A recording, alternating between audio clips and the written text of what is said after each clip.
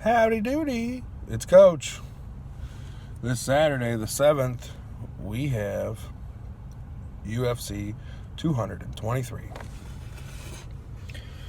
So, not covering the pre-prelims, but I will say I want Bruce Leroy to win on that. And they have a pretty good women's match with Rec Brawling. That'll be interesting. So let's get to the regular prelims, and I'm going. We start with Evan Dunham against Oliver Albun.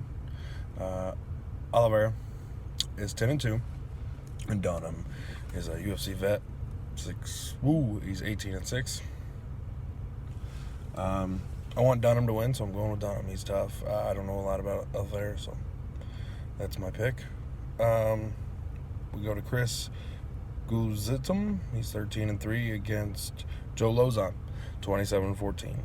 Again, I'm going with the vet that I know.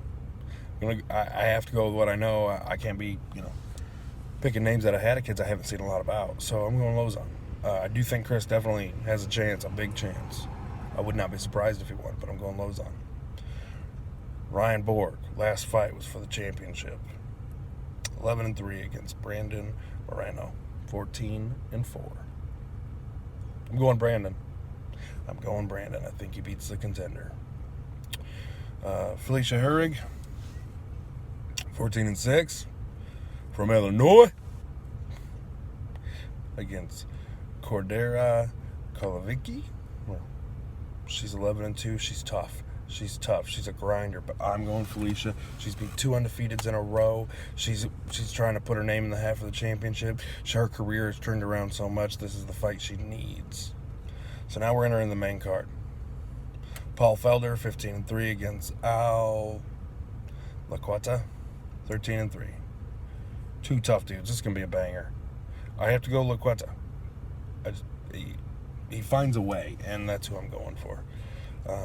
Michael Sierra,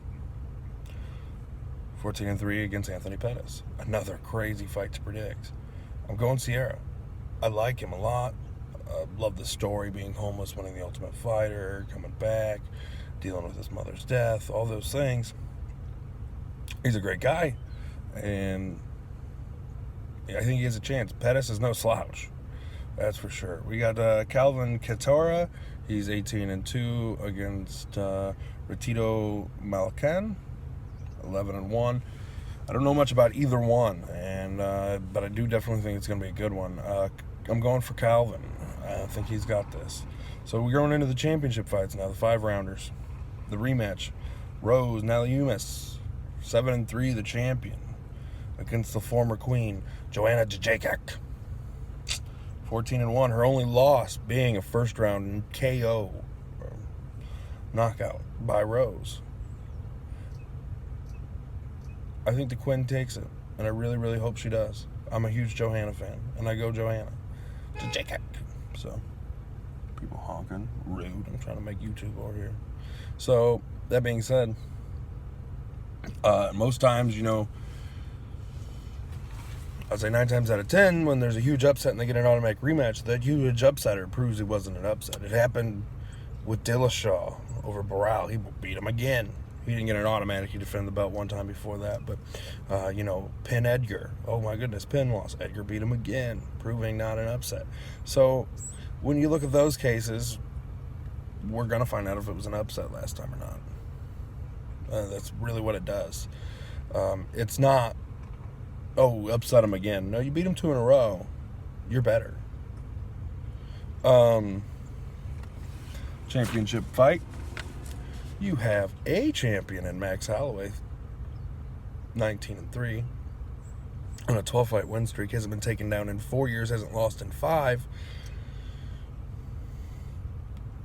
Fighting for the light heavyweight championship.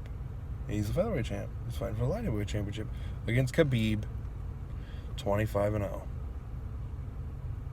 It's going to be awesome. Never thought by someone dropping out of a fight you could make it better, but they did by putting Max in there, in my opinion. And I'm going Max. I think Max is going to be a dual champion. And I think Max, not knowing the man personally, I definitely think his goal is to be known as the luckiest man from Conor McGregor's actions other than Conor McGregor. If he beats Khabib, he will have both belts Conor relinquished. That being said, without having to even fight Conor, which he fought him 5 years ago and went to decision as his last loss. And I think his goal is, Conor is the first dual champion. Well, I think he's going to take both Conor's belts Conor had and do something Conor didn't do and defend both of them as dual champ. So, all right. You have a wonderful weekend. Busy fight week.